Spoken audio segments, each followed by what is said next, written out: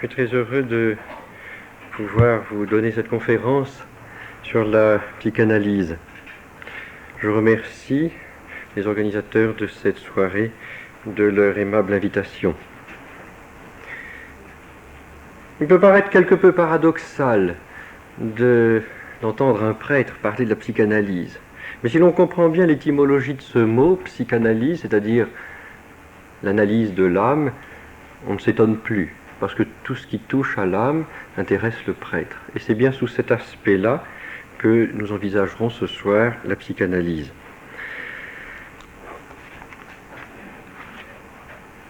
La psychanalyse, donc, c'est, comme le nom, comme le mot l'indique, l'étude, l'analyse de l'âme.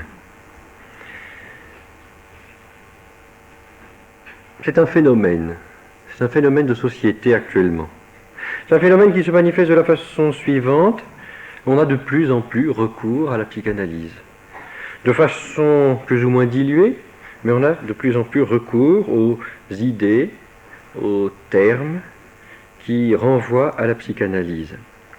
Et pour un prêtre, ce phénomène s'accompagne d'un autre phénomène qui ne laisse pas de nous étonner, à savoir que plus l'on se psychanalyse, plus l'on se fait psychanalyser, plus l'on se laisse psychanalyser, moins l'on se confesse. Il semble, n'est-ce pas, qu'il y ait comme des vases communicants. Moins de confession, plus de psychanalyse. Est-ce que c'est un hasard? Est-ce que l'on peut mettre en rapport ces deux phénomènes? Une désertion du côté de la confession et puis une recrudescence de la psychanalyse. Est-ce que c'est autorisé? Est-ce que c'est permis? C'est la question que nous nous poserons. Nous allons essayer de voir un petit peu quels sont les rapports. Est-ce qu'il y a vraiment un rapport entre la confession et la psychanalyse? Est-ce qu'on peut, sans opérer une espèce de dérapage, passer de la confession à la psychanalyse? Est-ce que c'est autorisé?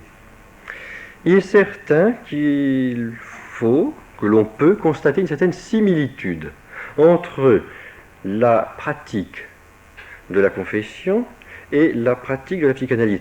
Similitude au niveau de la façon dont cela se passe.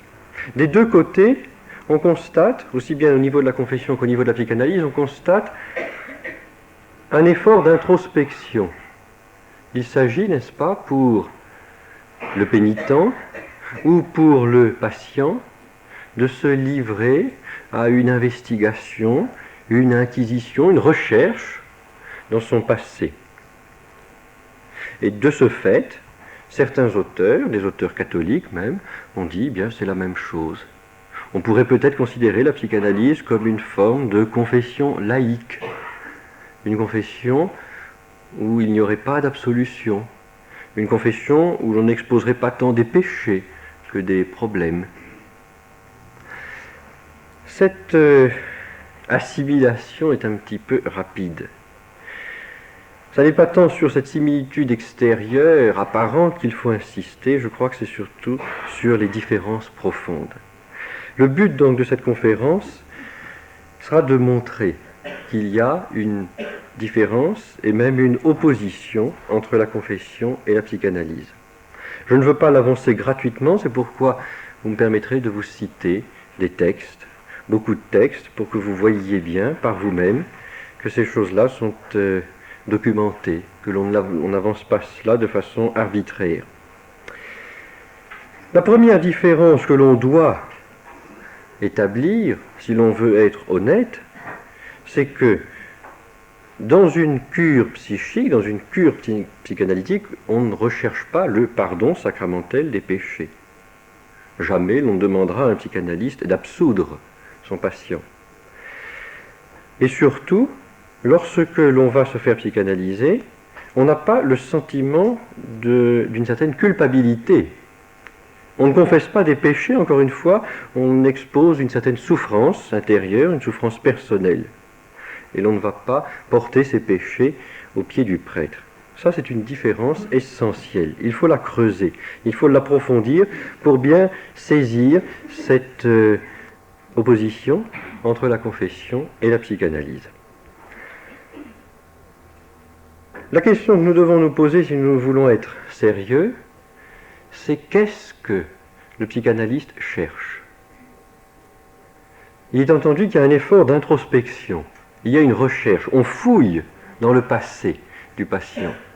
On lui demande d'exposer ses rêves, de raconter sa petite enfance, de faire savoir ce que tel mot lui évoque. Donc on fouille, on scrute dans l'âme du patient. Pourquoi ? Qu'est-ce que le psychanalyste cherche ? Voilà la question que l'on se pose. Pour savoir quel est le but de la psychanalyse, il faut se demander qu'est-ce qu'il cherche. Ensuite, alors, nous verrons dans une deuxième partie qu'est-ce que le confesseur ou le directeur spirituel cherche dans une âme. Lui aussi peut être amené à poser des questions. Lui aussi peut s'intéresser au passé. Mais qu'est-ce qu'il cherche ? Est-ce que c'est la même chose ? Si ce n'est pas la même chose, eh bien on ne peut pas assimiler la psychanalyse à la confession. Pour comprendre ce que le psychanalyste recherche, il faut faire un petit peu un exposé de la théorie psychanalytique, c'est-à-dire savoir un petit peu qu'est-ce que Freud entend par l'âme humaine. Comment est-ce qu'il conçoit l'âme humaine ? Donc le fondateur de la psychanalyse était un médecin viennois de famille juive, Sigmund Freud.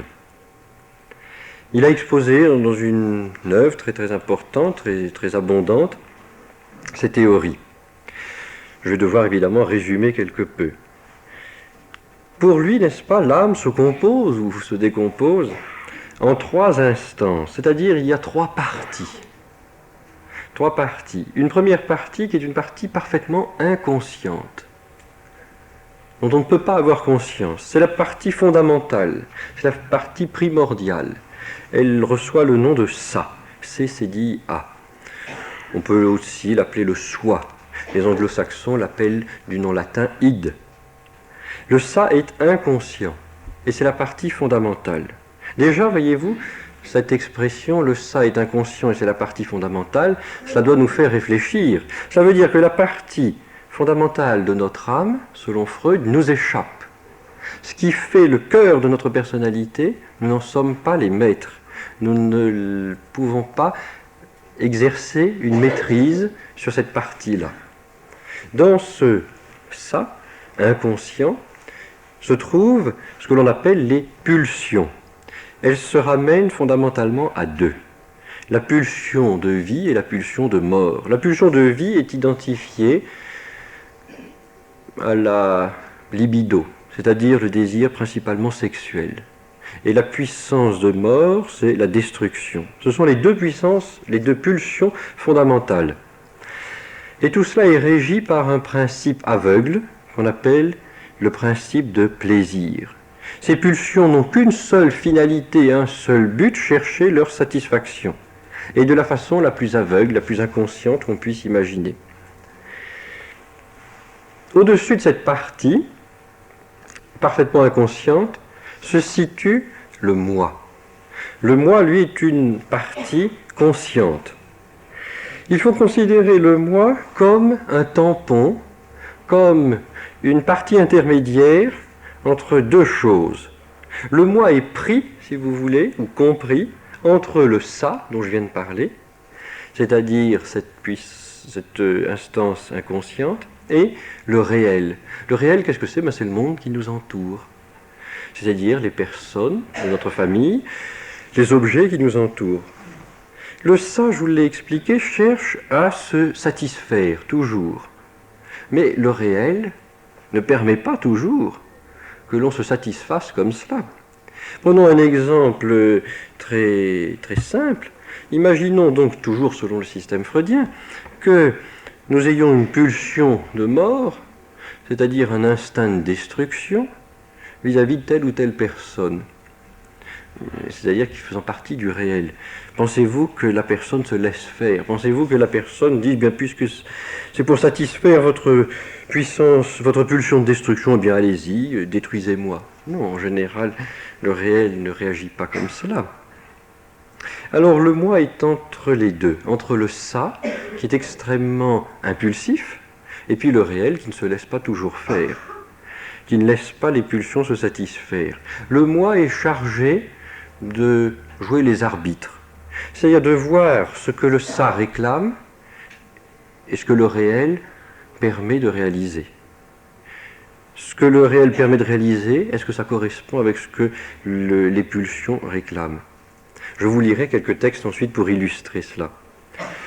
Puis vous avez une troisième instance qu'on appelle le surmoi. C'est la troisième partie de l'âme, selon Freud, c'est le surmoi. C'est-à-dire une partie du monde extérieur que nous avons intériorisé, que nous avons fait rentrer dans notre âme. De quelle partie du monde extérieur s'agit-il? Précisément de notre éducation. L'éducation que nous avons reçue de nos parents, de nos maîtres.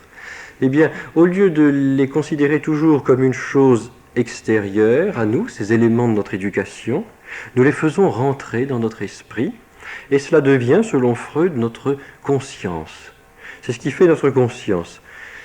C'est-à-dire que nous avons fait nôtres les interdits, les permissions que nos éducateurs nous ont donnés.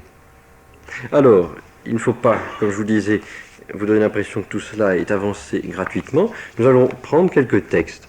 L'ouvrage peut-être le plus intéressant, celui qui résume le mieux la théorie freudienne, c'est son ouvrage inachevé, parce que c'est son dernier ouvrage et il est mort avant de l'avoir fini.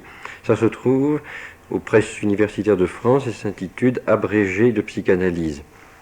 Voici d'abord comment il décrit cette première instance dont je vous disais quelle est l'instance fondamentale, à savoir le ça. Le noyau de notre être, dit Freud, est constitué par le ténébreux ça. Pourquoi parle-t-il de ténèbres? Pourquoi le ça est-il ténébreux? Parce que justement il est parfaitement inconscient. Il est parfaitement coupé du réel. Vous allez voir ça dans un instant. Le noyau de notre être est constitué par le ténébreux ça, qui ne communique pas directement avec le monde extérieur, et que nous n'arrivons à connaître que par l'entremise d'une autre instance psychique, d'une autre partie de notre âme, selon lui, à savoir le moi. Et au fond de ce ça gisent les pulsions. Les pulsions organiques agissent à l'intérieur du ça et résultent elles-mêmes de l'union en proportion variable de deux forces primitives, l'éros et la destruction. Quel est le but de ces pulsions? C'est ce que je vous disais à l'instant. Leur seul but est de se satisfaire. Le ça est coupé du monde extérieur. Il a son propre univers. Il ressent, dit Freud toujours, avec une extraordinaire acuité certaines modifications à l'intérieur de lui-même, en particulier les variations de tension de ses pulsions. Le ça obéit à l'inexorable principe de plaisir. Qu'est-ce que ça signifie, cela? Ça signifie qu'il y a au cœur de l'âme, de l'homo freudianus, si on peut dire, de l'âme selon Freud, il y a un principe de fatalité. Voyez-vous, le principe de plaisir est inexorable. Le ça est quelque chose d'inconscient, il ne reçoit aucun éclairage de l'extérieur, et il est mu par un principe de plaisir qui est aveugle, inexorable, fatal, parfaitement déterminé. Il n'y a pas de liberté dans cette recherche de cette satisfaction. Voilà pour le ça. Ensuite, vous disais-je, il y a la deuxième instance qu'on appelle le moi. Le moi est donc compris entre le ça, inconscient, et le réel, le monde qui nous entoure, le monde réel. Le rôle constructif du moi, dit Freud, consiste à intercaler entre l'exigence pulsionnelle, qui se trouve donc dans le ça, et l'acte propre à satisfaire cette dernière, une activité intellectuelle. Voilà certainement une phrase intéressante. Qu'est-ce que c'est que l'intelligence, selon Freud? Qu'est-ce que c'est que l'activité intellectuelle? C'est comme un tampon entre une exigence aveugle et puis la satisfaction de cette exigence. C'est-à-dire qu'il s'agit de donner une petite touche rationnelle à une pulsion aveugle avant qu'elle ne se satisfasse. Donc, le rôle constructif du moi consiste à intercaler entre l'exigence pulsionnelle et l'acte propre à satisfaire cette dernière une activité intellectuelle, qui, une fois bien considéré l'état des choses présents et les expériences passées, s'efforce, au moyen d'essai, de peser les conséquences de la ligne de conduite envisagé. Si le ça, vous disais-je, est régi par le principe de plaisir, il faut dire que le moi, lui, est régi par le principe de réalité. Parce qu'il reçoit des contraintes de la part du réel, du monde qui nous entoure, il n'est pas, lui, donc, régi par le principe de plaisir qui cherche à se satisfaire aveuglément. Il y a le principe de réalité.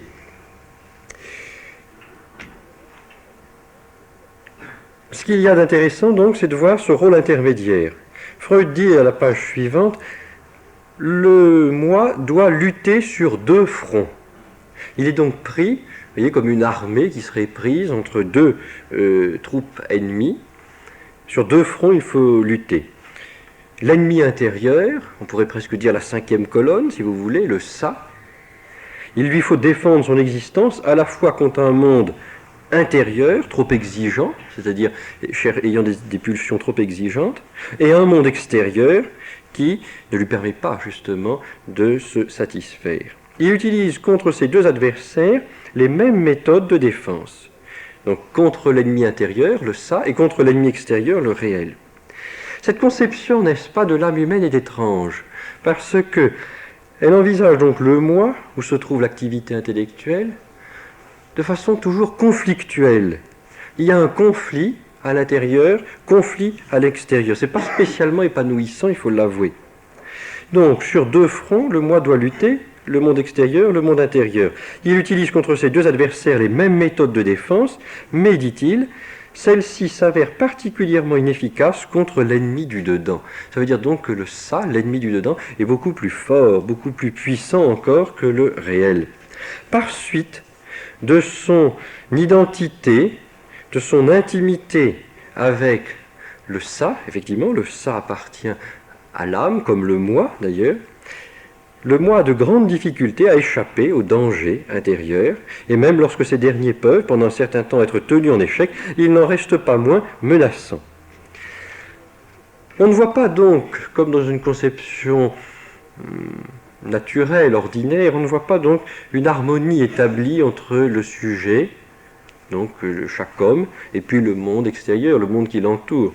On voit donc le monde reçu par l'homme freudien comme un ennemi, comme quelqu'un ou quelque chose contre lequel il va falloir lutter, parce que ce quelqu'un ou ce quelque chose ne va pas permettre de se réaliser, de s'épanouir, de se défouler. Et là, nous retrouvons la terminologie en cours, terminologie qui n'est pas spécifiquement freudienne lorsqu'on l'emploie. Vous avez entendu parler, n'est-ce pas, du défoulement. On se défoule maintenant, beaucoup, parce qu'on a peur d'être des refoulés. Mais il faut penser que cette expression, se défouler, reçoit sa pleine signification dans le cadre du système freudien. On va voir dans un instant ce que c'est techniquement que le refoulement. Donc vous saurez par là même ce que c'est techniquement que le défoulement. Ça n'est pas une activité innocente. Ensuite, vous disais-je, troisième instance, le surmoi. Le surmoi, donc c'est cette partie du monde extérieur que nous avons intégré, que nous avons intériorisé. Et c'est principalement l'éducation que nous avons reçue. Au lieu de garder cette éducation comme venant de personnes extérieures à nous, donc de personnes un peu étrangères à nous, nous avons fait nôtre cette éducation. Et nous la considérons comme tellement nôtre, tellement partie de nous-mêmes, qu'elle devient notre conscience, selon Freud. Je vous lis ce passage. Une fraction du monde extérieur a été tout au moins partiellement abandonnée en tant qu'objet extérieur, et au moyen de l'identification s'est trouvée intégrée, intériorisée dans le moi. C'est-à-dire qu'elle fait partie maintenant de notre monde intérieur. Nous avons tellement bien assimilé ces principes éducatifs qu'ils sont en nous. Cette nouvelle instance psychique, donc le surmoi, continue à assumer les fonctions qui étaient réservées autrefois à nos éducateurs, justement aux personnes du monde extérieur qui nous dirigeaient. Alors que fait cette instance maintenant qu'elle est intériorisée? Eh bien, elle surveille le moi, lui donne des ordres, le dirige, le menace de châtiment, exactement comme les parents dont elle a pris la place. Et on appelle donc cette instance le surmoi. Nous la ressentons dans son rôle de justicier comme notre conscience, dit Freud. Chose remarquable, le surmoi fait preuve souvent d'une sévérité qui dépasse celle des parents véritables. Ainsi, il ne se borne pas à juger le moi sur ses actes, comme sont obligés de faire les personnes qui nous sont extérieures, mais aussi cette conscience nous juge sur nos pensées, sur nos intentions non mises à exécution, et dont il semble avoir connaissance. Voilà donc les trois instances telles que Freud les a envisagées. Donc, comme je vous le disais, vous suivez le fil, n'est-ce pas, conducteur de notre réflexion.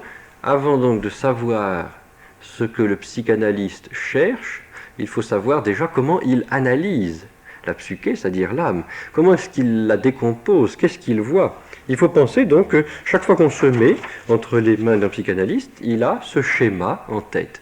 C'est-à-dire qu'il cherche à mieux comprendre votre moi, à mieux saisir votre ça, à détecter les interdits que votre surmoi impose à votre moi. C'est cela, n'est-ce pas? Il y a cette terminologie-là et ces réalités qu'il essaye de chercher dans l'âme. Mais plus précisément, comment s'exerce son rôle? Qu'est-ce qu'il cherche exactement?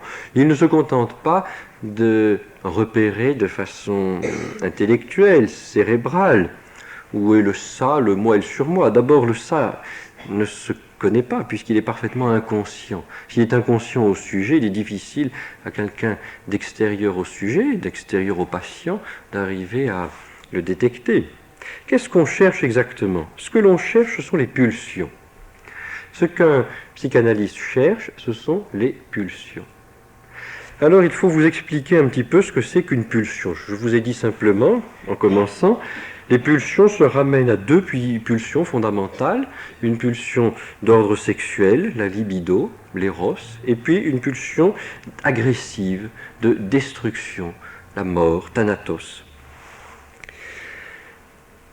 Il faut bien penser que la pulsion n'est pas comme la passion, ce que nous appelons nous la passion. Je vous expliquerai la différence tout à l'heure. Freud a bien distingué la pulsion de ce qu'il appelle l'excitation physiologique. Qu'est-ce que c'est que l'excitation physiologique? C'est ce que tous les psychologues étudient, ceux qui font de la psychologie expérimentale. On fait des expériences. Si vous avez entendu par exemple parler de la loi de Fechner, on essaye de faire une expérience, on essaye de voir le temps ou la façon dont les organes réagissent à certaines excitations. C'est-à-dire que vous pouvez par exemple exciter un muscle en le piquant par exemple, et puis vous voyez comment est-ce que cela réagit, combien de temps cela met. Ce sont des choses assez courantes. Si l'on veut supprimer l'excitation, eh bien il faut supprimer l'excitant, c'est-à-dire par exemple l'aiguille, c'est tout. Alors Freud explique bien que la différence entre une excitation physiologique et la pulsion, c'est que la pulsion n'a pas d'excitant extérieur. Elle est toute à l'intérieur du sujet. C'est-à-dire qu'il n'est pas possible, si l'on veut assoupir ou détruire ou maîtriser ou dominer, que sais-je, une pulsion, il n'est pas possible de se dire, eh bien, je vais écarter cette pulsion de l'objet qui l'excite. Ça n'est pas possible parce que Freud explique que la pulsion est toujours en excitation et elle est indépendante des objets. Je vous lis ce passage alors que l'on trouve dans un ouvrage paru dans la collection Idées, Gallimard, en livre de poche, qui s'intitule Métapsychologie. On trouve ça à la page 14, c'est dans le chapitre intitulé Pulsions et destin des pulsions. Qu'est-ce que c'est qu'une pulsion? Eh bien une pulsion, ce n'est pas une excitation ordinaire, normale, provoquée par un objet extérieur. L'excitation pulsionnelle, dit Freud, ne vient pas du monde extérieur. Ce n'est pas le monde extérieur qui la provoque, qui la stimule. Elle vient de l'intérieur de l'organisme lui-même. C'est pourquoi elle agit aussi de manière différente sur le psychique et exige, pour être éliminée, d'autres actions. On a dit l'essentiel au sujet de l'excitation ordinaire, l'excitation qui vient d'un objet extérieur. On a dit l'essentiel lorsqu'on l'a admis, cette excitation, lorsqu'on a admis qu'elle agit comme un impact unique. Elle peut alors être supprimée aussi par une unique action appropriée. Par exemple, si je me détache, n'est-ce pas, de l'objet qui stimule l'excitation, il n'y a plus d'excitation. Naturellement, donc, C'est très facile à comprendre. La pulsion, au contraire, dit Freud, n'agit jamais comme cela. Elle n'attaque pas de l'extérieur, mais de l'intérieur du corps. Il n'y a pas de fuite qui puisse servir contre elle. Alors comment est-ce qu'on peut supprimer une passion, une pulsion, pardon, excusez-moi, comment est-ce que l'on peut supprimer une pulsion? Eh bien, la Freud est d'une crudité extrême. Il n'y a qu'une seule façon de supprimer une pulsion, c'est la satisfaction. Elle ne peut être obtenue, cette satisfaction, que par une modification conforme au but visé de la source interne d'excitation. Ça, c'est autre chose. Donc, comment est-ce que l'on supprime une pulsion? Comme on ne peut pas s'en écarter, on ne peut pas la fuir, eh bien, c'est en la satisfaisant. Seulement, je vous le disais, le réel ne laisse pas toujours les pulsions se satisfaire.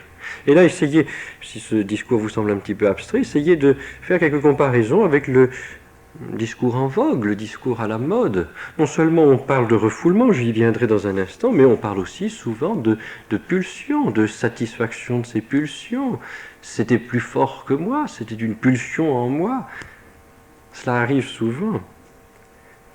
Les contemporains, n'est-ce pas, ont tendance à croire que l'épanouissement se réalise lorsque l'on vit justement au rythme de ces pulsions.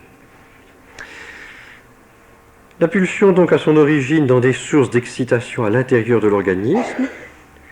Nous en déduisons une de ses caractéristiques. Il est impossible d'en venir à bout par des actions de fuite. En clair, que ça signifie, c'est qu'on n'échappe pas à ces pulsions. On ne peut pas fuir ces pulsions. On ne peut pas y échapper. Vous sentez, n'est-ce pas, encore une fois, ce déterminisme, cette fatalité qui pèse sur l'âme conçue par Freud. Il n'y a pas de liberté. Vous avez des pulsions, elles sont en vous, et vous ne pouvez pas les fuir. Vous ne pouvez les supprimer qu'en les satisfaisant. Alors, qu'est-ce que c'est que le refoulement? Eh bien, le refoulement, c'est justement un des destins que l'on peut faire subir à une pulsion. Imaginons donc que le réel ne se laisse pas faire, c'est-à-dire que les exigences pulsionnelles qui se trouvent dans le ça soient trop exigeantes, justement, et que le réel ne permette pas aux pulsions de se réaliser, de se satisfaire. Le moi, donc, qui est cette instance intermédiaire, va essayer ou bien de refouler la pulsion, ou bien dans le ça, évidemment.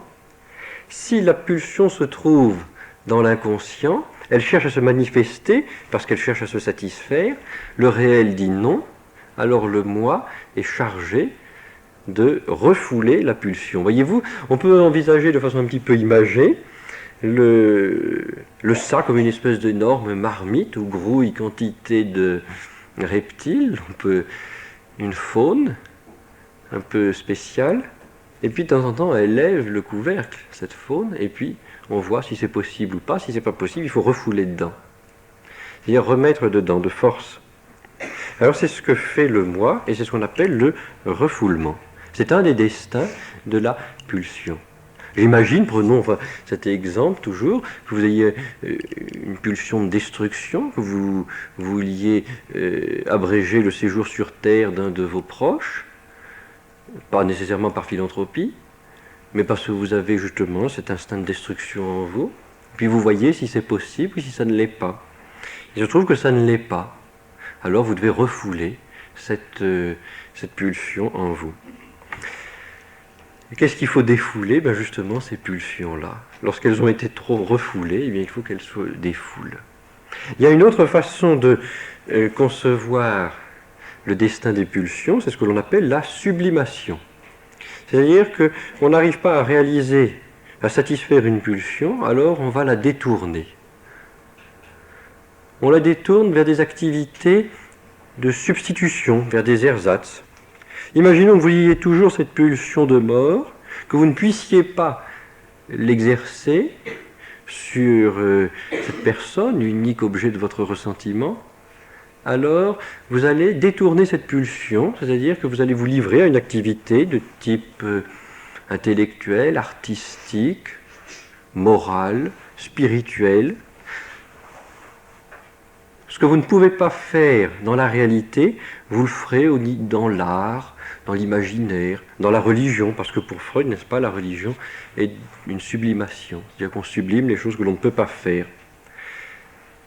L'exemple classique, c'est cela, vous ne pouvez pas en finir avec cette personne, vous ne pouvez pas empoisonner la personne qui vous empoisonne, pas en même temps et sous le même rapport, eh bien, vous allez vous livrer à une activité artistique, alors vous êtes, je ne sais pas, percussionniste, et il y a un défoulement, mais certain, sur votre grosse caisse, et la personne, comme cela, continue à vivre sans se rendre compte que c'est la grosse caisse qui prend pour elle. Évidemment, c'est une image, une parabole. Freud n'hésite pas à dire que les névroses ont pour origine justement ce refoulement. C'est-à-dire le fait que l'on ne permette pas aux pulsions de se réaliser, de se satisfaire. Il y a comme un décalage, voyez-vous, entre les exigences pulsionnelles qui se font de plus en plus exigeantes, de plus en plus insatiables, qui sont toujours régies par cet inexorable principe de plaisir, et puisque le moi et le réel permettent de réaliser. Freud dit toujours dans son abrégé de psychanalyse, le fait que le développement du moi se laisse distancer par le développement du ça, c'est-à-dire que le ça croît, embellit si vous voulez, alors que le moi se montre toujours chiche, avare, et ne donne pas beaucoup de satisfaction. Eh bien, le fait qu'il y ait donc une distance, un décalage entre le développement du moi et le développement du ça, c'est à nos yeux, dit Freud, la condition essentielle des névroses. Alors comment n'en pas déduire que les névroses pourraient être évitées si on épargnait au moi cette épreuve, c'est-à-dire quoi ? Eh bien, c'est-à-dire si on laissait s'épanouir librement les pulsions des gens. C'est parce qu'on ne leur permet pas de s'épanouir librement qu'elles sont cause de névrose. Je crois que nous y voyons un petit peu plus clair maintenant. Qu'est-ce que le psychanalyste cherche ? Il cherche pourquoi nous sommes refoulés. Comment nous sommes refoulés. Il cherche quelles sont nos pulsions. Et comment est-ce que nous ne les réalisons pas ? Comment est-ce que nous n'arrivons pas à les satisfaire ? C'est cela. Il y a bien effectivement une enquête, il y a bien une recherche, il y a bien une forme d'examen de conscience, si vous voulez. Mais ça n'est pas du tout un examen de conscience comme celui qu'on peut faire avant de se confesser, ou comme celui qu'on peut faire avec son directeur spirituel. C'est autre chose. Parce que vous l'avez bien compris, ces trois instances-là ne recouvrent aucune des parties de l'âme telles qu'on peut les concevoir, d'abord dans une psychologie rationnelle, une psychologie philosophique, métaphysique, pas même non plus ne recoupe les données que l'on peut avoir dans la théologie spirituelle, la théologie mystique. Cela, on va le voir dans un instant. Il y a une grande différence. Vous pouvez vous demander, mais tout ça est exposé de façon tellement cohérente par Freud, on peut se dire que c'est quand même satisfaisant. Enfin, ça forme un tout, c'est satisfaisant pour l'intelligence. Il faut, pour être franc, vous lire la première ligne du premier chapitre de l'abrégé de psychanalyse. Il le dit, il l'avoue, la psychanalyse repose sur un postulat. Qu'est-ce que c'est qu'un postulat ? C'est quelque chose qu'on ne prouve pas, qu'on ne démontre pas, qu'on suppose, qu'on présuppose. La psychanalyse suppose un postulat fondamental qu'il appartient à la philosophie de discuter, mais dont les résultats justifient la valeur. Il y a là deux membres de phrase très intéressants. Premièrement, il appartient à la philosophie de discuter. C'est donc une invitation, un encouragement de la part de Freud. Il nous demande de discuter philosophiquement ce postulat, ce que nous ferons dans une minute. Il y a une deuxième proposition qui est intéressante. Il dit les résultats de ce postulat justifient la valeur. Comme ça marche, la psychanalyse, comme il y a des résultats, eh bien ça suffit, il n'y a pas besoin de prouver spéculativement le postulat, puisque ça marche. La question qu'il faut se poser, c'est est-ce que ça marche ? Est-ce que ça marche vraiment ? Est-ce que véritablement les gens s'épanouissent ? Est-ce que véritablement les gens se débarrassent de leur névrose, que sais-je ? est-ce qu'il faut effectivement se défouler pour s'épanouir? Eh bien, ce sera la question qu'on posera en dernier.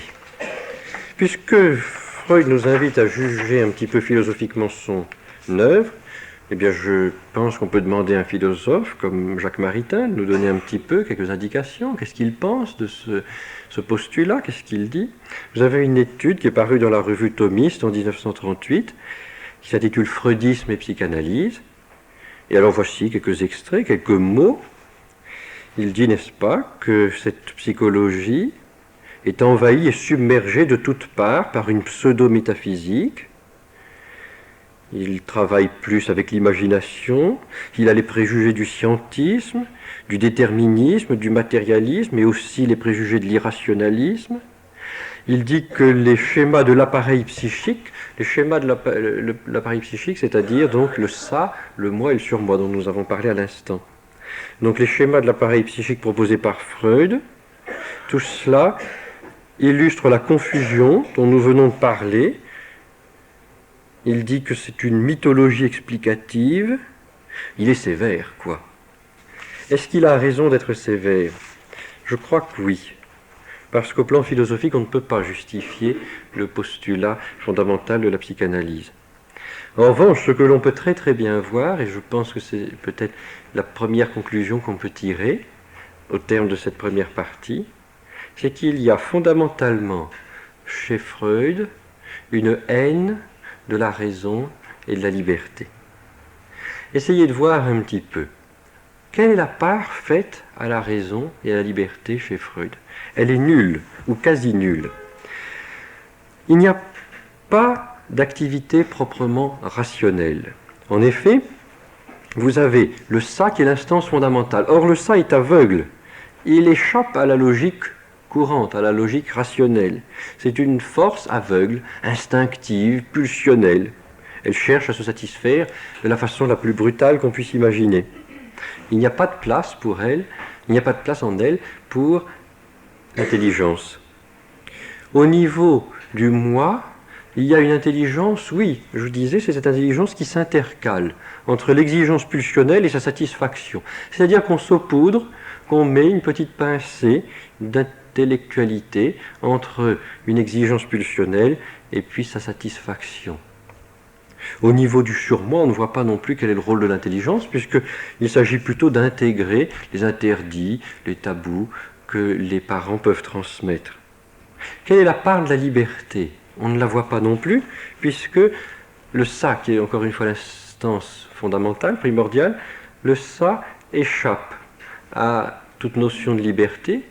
Il s'agit de se réaliser, de se satisfaire sans retenue. En tout cas, le ça n'en comporte pas, sans choix, sans discernement, se satisfaire ici, maintenant, tout de suite. On ne voit donc pas où est la part de la raison et de la liberté. Or, c'est ce qui fait précisément d'un homme un homme. Un homme est un homme en tant qu'il est justement un animal, certes, mais un animal rationnel. Vous savez que Aristote définit l'homme un animal rationnel. Qu'est-ce que cela signifie? Ça signifie que nous avons effectivement en commun avec les animaux certaines facultés. Nous avons des sens externes qui sont propres aux animaux et à nous. Les chiens ont des yeux comme nous, des oreilles comme nous, très bien. Des sens internes comme nous, une imagination, une mémoire, c'est vrai, une mémoire sensible. Ils ont aussi des appétits comme nous. Les animaux ont des appétits, n'est-ce pas? Ils ont un concupiscible, ils ont un irascible comme nous. Mais ce qui fait justement la différence entre les animaux et nous, c'est justement la raison. Or, il semble, avec le freudisme, que la différence spécifique, ce qui fait justement la différence spécifique, le fait que nous soyons des animaux rationnels, eh bien cette rationalité-là est gommée, elle est estompée, elle est comme voilée. Et c'est ce que dit d'ailleurs Maritain au terme de l'étude que je vous citais.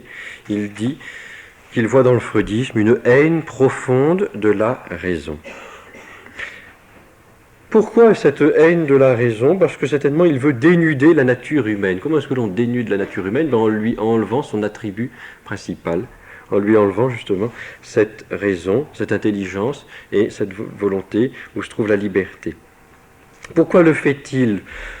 Pourquoi est-ce qu'il veut dénuder la nature humaine? Pourquoi est-ce qu'il veut lui enlever sa raison? Pourquoi est-ce qu'il dit que finalement ce qui est fondamental dans l'homme, c'est ce que l'homme ne comprend pas, c'est ce que l'homme ne saisit pas, c'est ce qu'il ne domine pas, c'est son ça. Freud l'a dit lui-même, c'est parce qu'il éprouve un grand ressentiment. Un ressentiment vis-à-vis de quoi?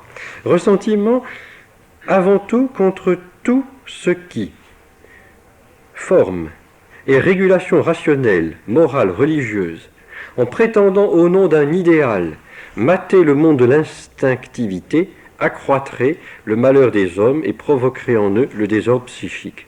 Freud conçoit donc tout ce qui fait notre rationalité, toutes ces régulations rationnelles, morales ou religieuses, qui sont propres de l'homme, il les considère comme la cause du malheur des hommes, parce que justement ces régulations, ces règles rationnelles, morales, prétendent mater, c'est-à-dire dominer, maîtriser, le monde de l'instinctivité. Le monde de l'instinctivité, c'est ce monde, n'est-ce pas, qui est tapi dans le ça.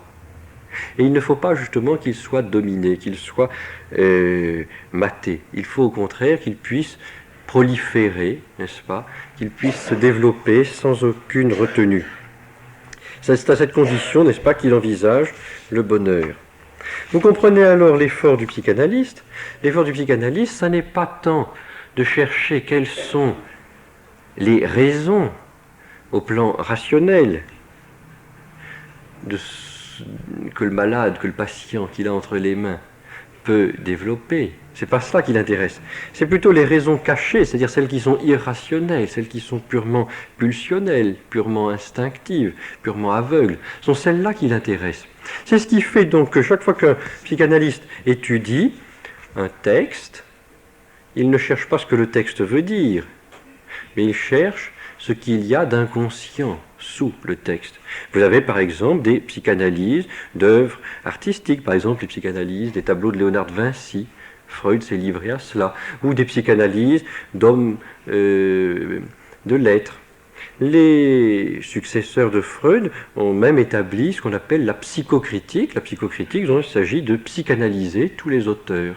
Qu'est-ce que ça veut dire? Ne surtout pas analyser ce qu'ils ont voulu dire, ne pas étudier les mots, le sens des phrases, le style, la façon dont ils ont présenté telle ou telle idée, mais essayer de voir surtout ce qu'ils ont voulu cacher, alors qu'ils voulaient dire autre chose.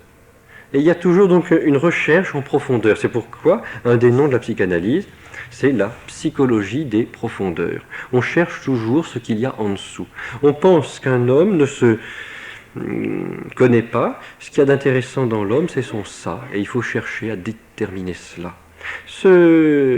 Ça, encore une fois, c'est quelque chose où la raison n'entre pas. C'est quelque chose d'animal. C'est le monde des pulsions, comme les animaux peuvent eux aussi en avoir. Essayons alors, dans une deuxième partie, de voir un petit peu maintenant qu'est-ce que le confesseur cherche. Qu'est-ce que le directeur spirituel cherche dans une âme humaine? Est-ce qu'il part des mêmes présupposés? Est-ce que vous avez des... Mais il peut s'en trouver malheureusement maintenant, des confesseurs qui vous disent « Parlez-moi de votre moi, exposez-moi votre surmoi, comment pulse votre ça ?» Non, en principe, voyez-vous, ce n'est pas ainsi qu'on doit envisager la direction spirituelle. Le confesseur s'appuie sur la nature humaine, non pas sur un postulat fondamental dont il appartiendrait à la philosophie d'en juger le bien fondé, de discuter, et que les résultats justifieraient. Non, il s'appuie sur la nature humaine.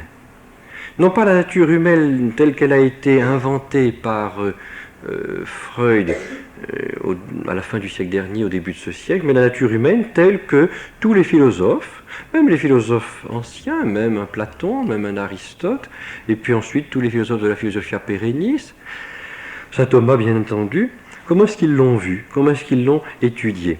Parce qu'il faut bien envisager, donc, ces notions de ça, de moi, de surmoi, sont des notions récentes. On ne voit pas cela dans la philosophie depuis 19 siècles. On a attendu la fin du 19e siècle du stupide 19e siècle, je crois, disait Daudet, pour découvrir cela. Qu'est-ce que l'on considère? On considère donc la nature humaine. La nature humaine est composée de la façon suivante. Il y a deux phénomènes fondamentaux dans chaque sujet, dans chaque homme. Il y a un phénomène de connaissance, c'est-à-dire que nous cherchons à connaître, et puis il y a un phénomène d'appétit. C'est-à-dire que nous connaissons, nous apprenons, nous connaissons, et puis nous désirons, nous voulons. Ça, ce sont les deux choses fondamentales. Un homme, n'est-ce pas, c'est quelqu'un qui, c'est un animal fait pour connaître, c'est pour ça d'ailleurs qu'il est rationnel, par ça d'un côté, et pour vouloir.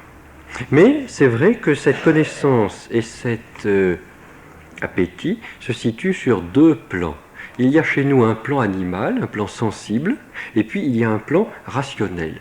Ça veut donc dire que nous avons une connaissance animale ou sensible, et puis nous avons une connaissance rationnelle.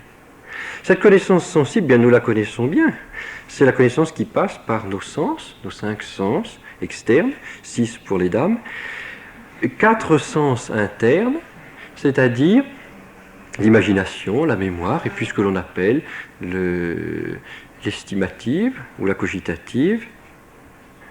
Qu'est-ce que c'est que ces sens internes?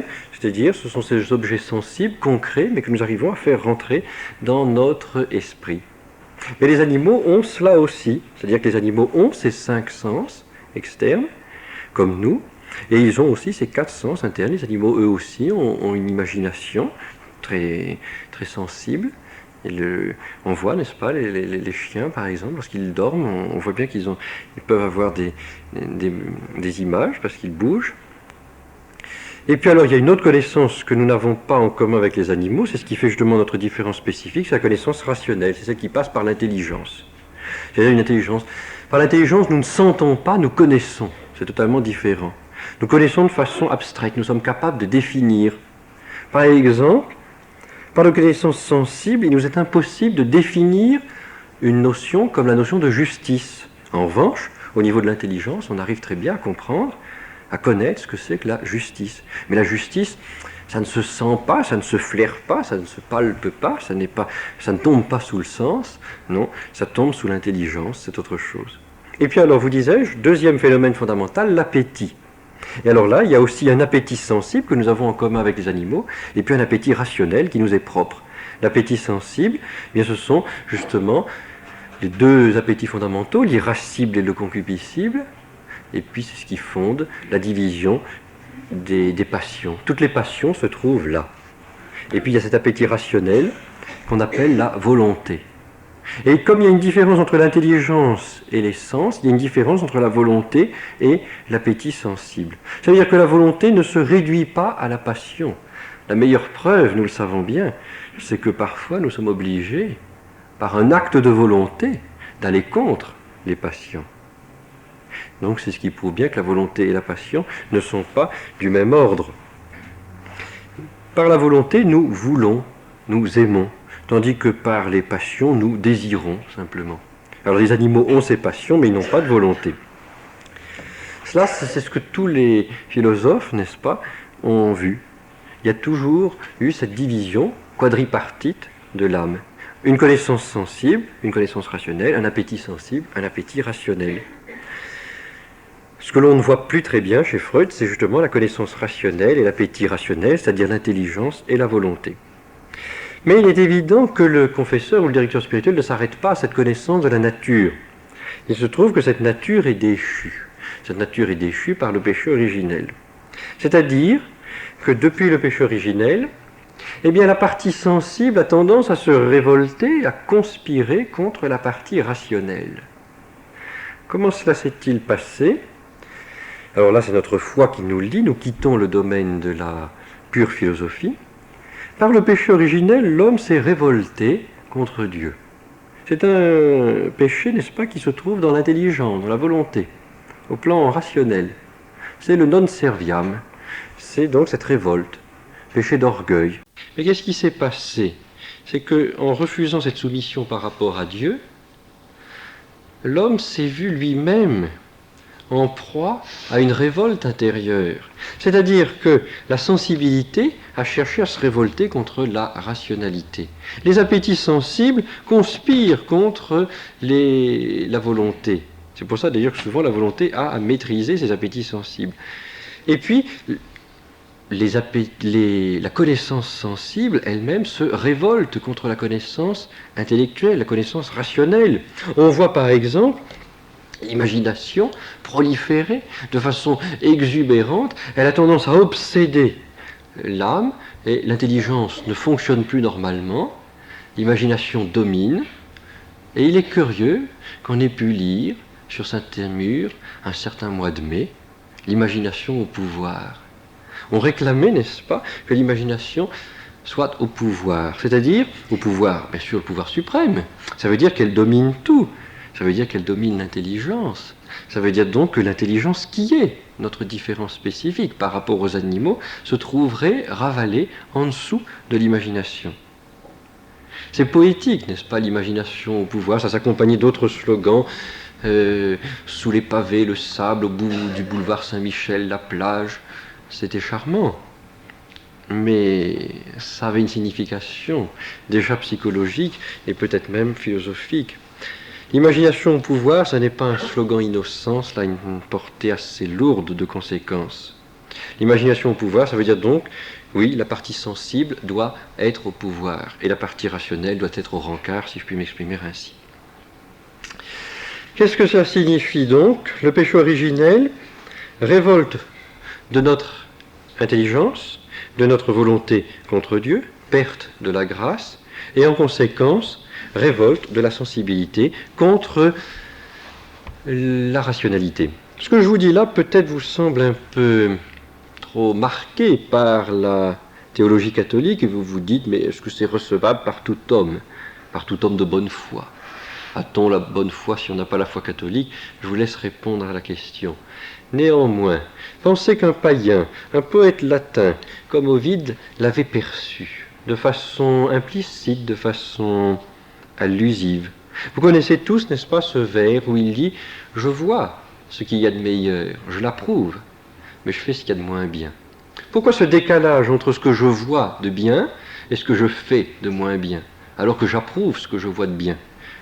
Mais parce que justement, on voit la sensibilité, n'est-ce pas, conspirer ou se révolter contre la rationalité. Il y a un déchirement intérieur.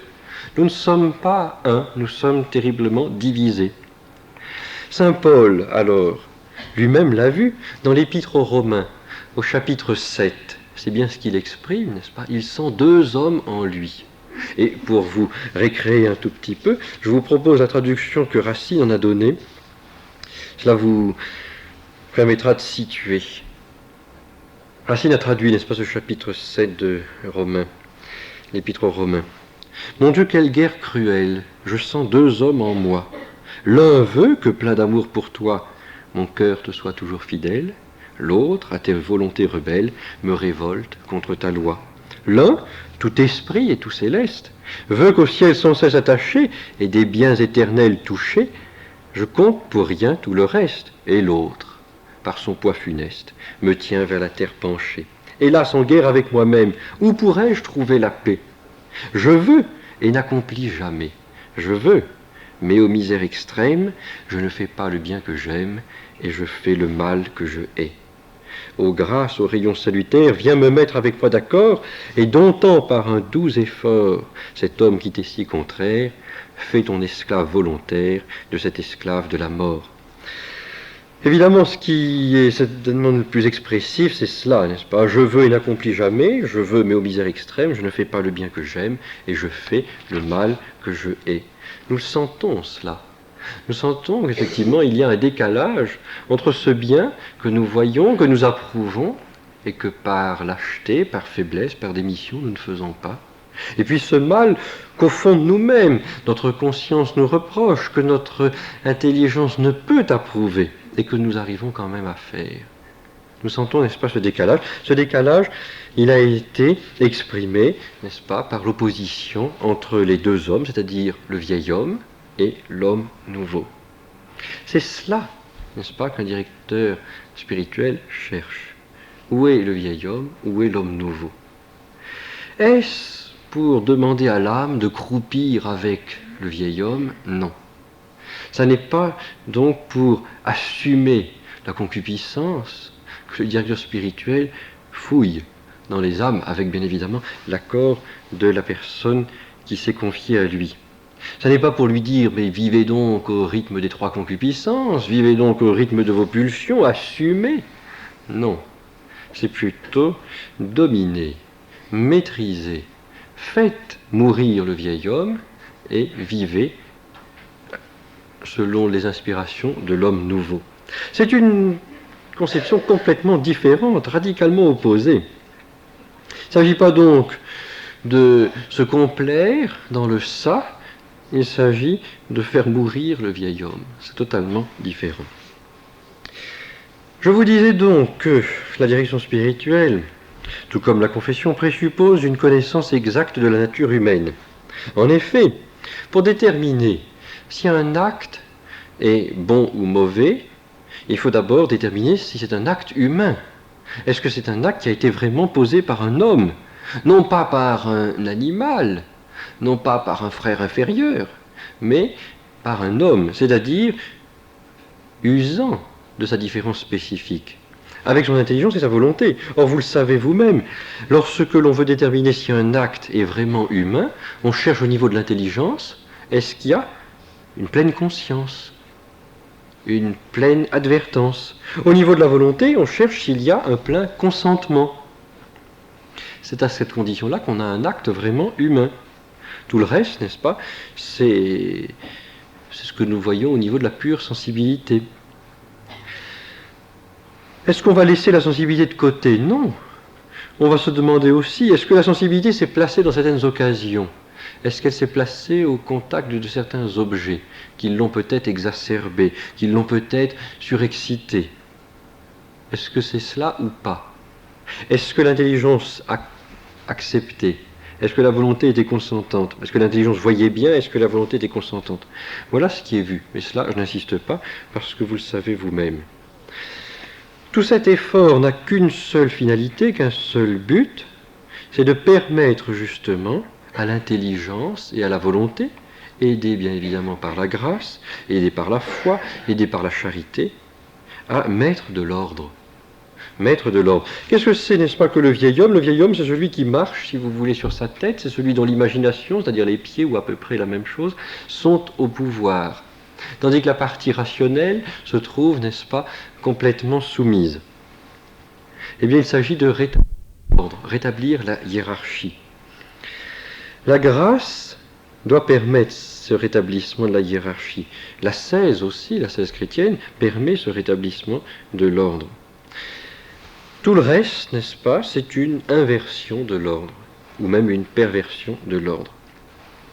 Et il semble, voyez-vous, si l'on quitte un petit peu la terminologie proprement freudienne, notamment le ça, si on essaye de mettre des notions qui nous sont familières sous le ça, qu'est-ce que l'on voit? Le ça, vous disais-je, c'est la partie justement que nous avons en commun avec l'animal. Ce sont nos passions, même nos pulsions selon Freud, c'est-à-dire des passions que nous n'arrivons même pas à dominer, même pas à contrôler. Et c'est cela, n'est-ce pas, qui est fondamental. C'est cela qu'il faut épanouir, c'est cela qu'il faut débrider, défouler. Alors que dans l'autre perspective, la perspective chrétienne, il s'agit de maîtriser, de dominer, ce que Saint Jean appelle la triple concupiscence. Alors à ce niveau-là, on ne voit pas simplement une différence entre la psychanalyse et la direction spirituelle, on voit une opposition, parce que l'un est exactement l'inverse de l'autre. Ce que Freud veut mettre en premier, la direction spirituelle, et à plus forte raison la confession, veulent le mettre à sa juste place, c'est-à-dire en dessous de la rationalité, et évidemment, bien évidemment, en dessous de la grâce. Est-ce que l'on va un petit peu trop loin? Est-ce que ces choses-là ne sont pas, comment dirais-je, des présupposés, des préjugés que nous plaquons sur un système qui, après tout, n'est pas aussi terrible qu'on veut bien le dire? Bien, je voudrais vous citer pour terminer, et avant que vous me posiez quelques questions, je me tiens d'ailleurs à votre disposition, Je vous citais un texte de Freud qui explique de façon nette ses intentions. Ça n'est pas un procès d'intention, ça n'est pas une mauvaise inquisition que la nôtre. Je vais vous lire une lettre que Freud envoyait à un de ses amis qui s'appelait Oskar Pfister. Il l'envoyait en 1928 et cette date a une grande importance. En effet, en 1926, donc 2 ans auparavant, Freud avait fait paraître un ouvrage qui s'intitulait « La question de l'analyse par les non-médecins ». Et puis en 1927, l'année suivante, il avait fait paraître un ouvrage qui est plus connu, que vous connaissez peut-être, qui s'intitule « L'avenir d'une illusion ».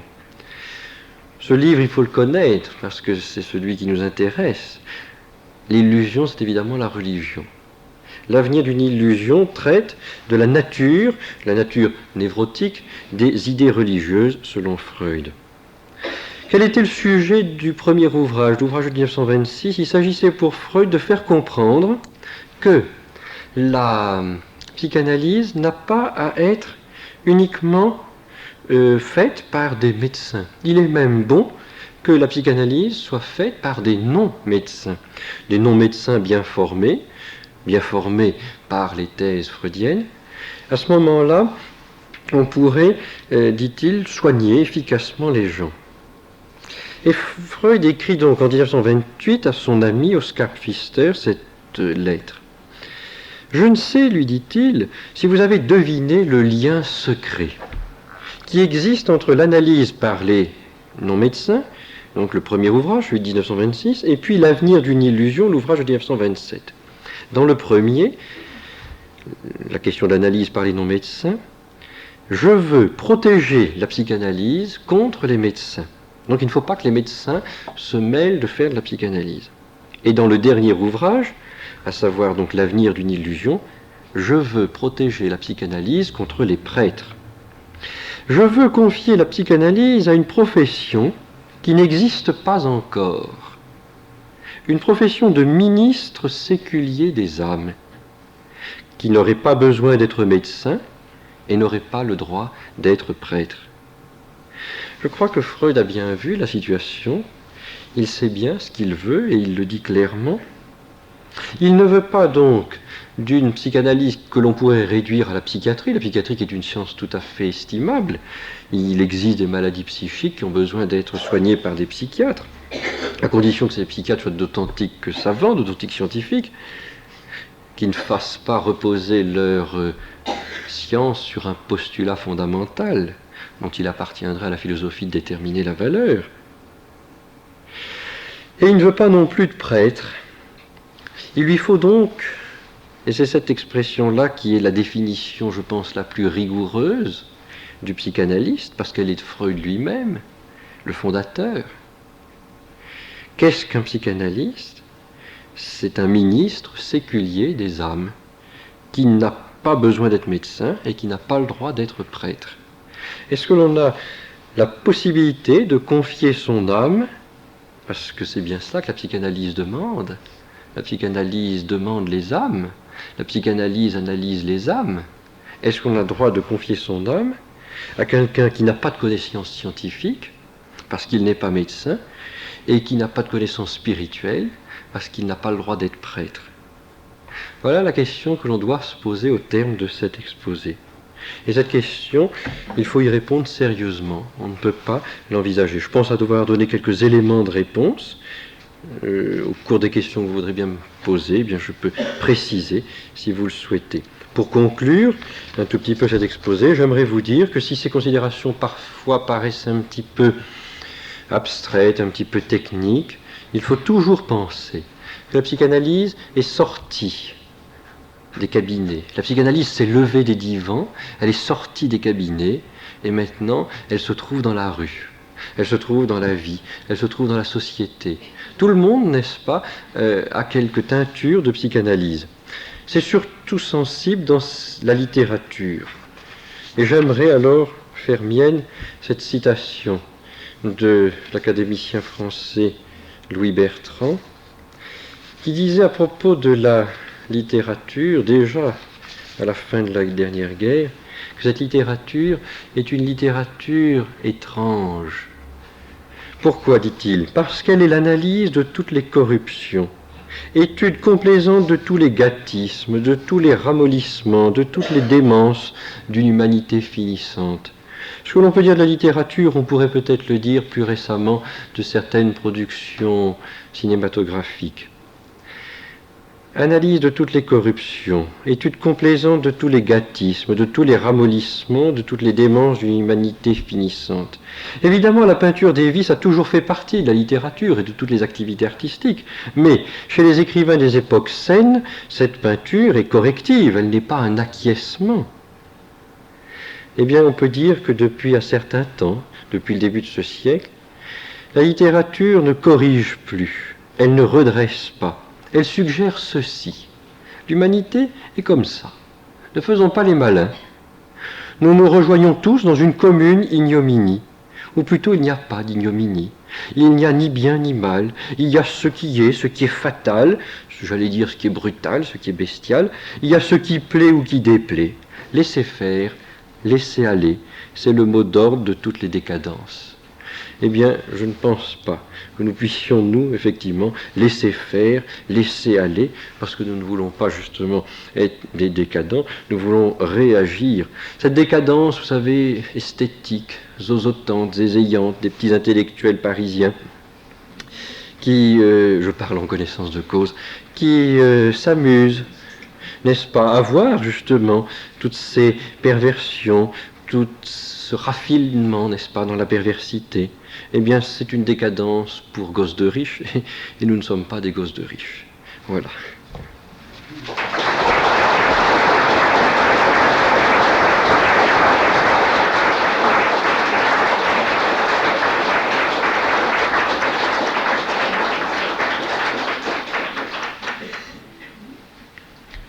Voilà, je suis à votre disposition.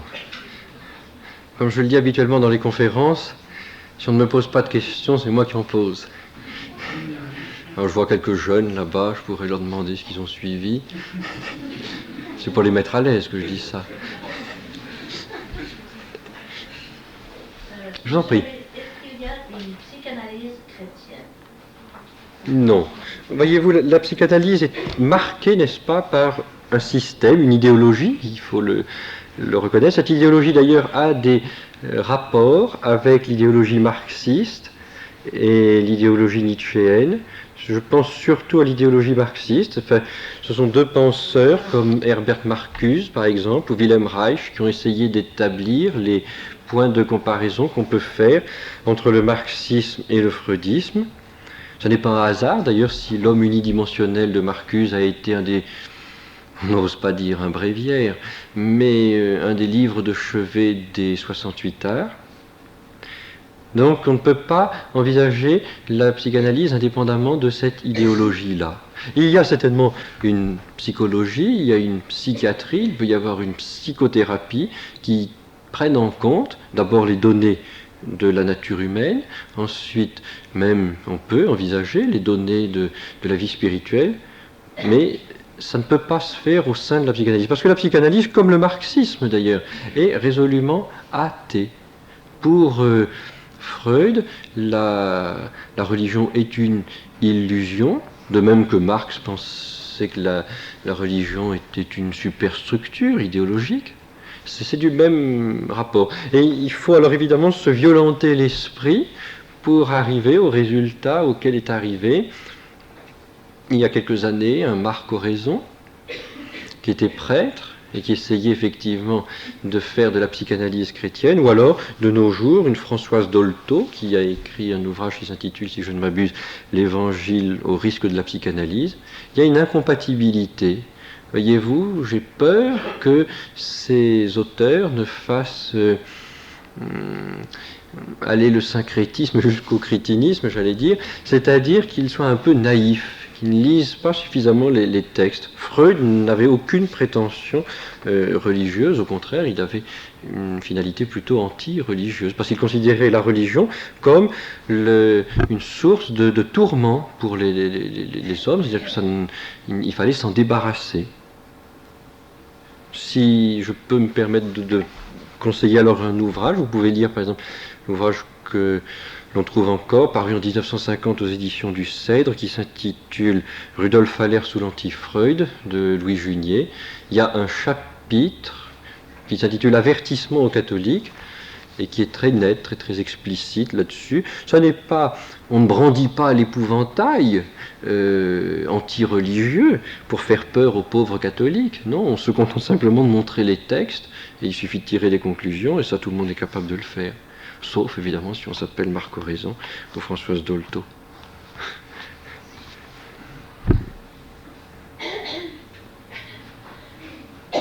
Oui, je vous en prie, monsieur. Je pense à l'inconscient. Oui. Quand on parle de rêve, d'actes manqués ou bien de troubles du comportement. Je travaille avec des jeunes qui ont des troubles de caractère de comportement. Et bien souvent, les comportements qu'ils ont ne correspondent pas à ce qu'ils veulent. J'ai souvent contact avec des psychiatres, avec des analystes aussi. Oui.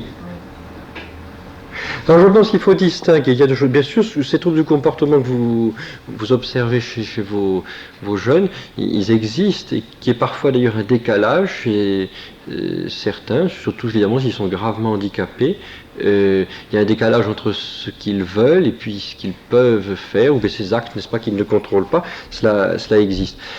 Essayons de nous situer un petit peu dans la perspective freudienne, dans un premier temps, pour essayer de comprendre. Dans la perspective freudienne, n'est-ce pas, il faut essayer de voir ce qu'il y a dans le ça. Or, le ça, on ne peut malheureusement pas le découvrir tel que, puisque c'est inconscient. Il se manifeste justement par des petites poussées dans la vie consciente, des petites pulsions, si vous voulez, notamment au niveau des refoulements.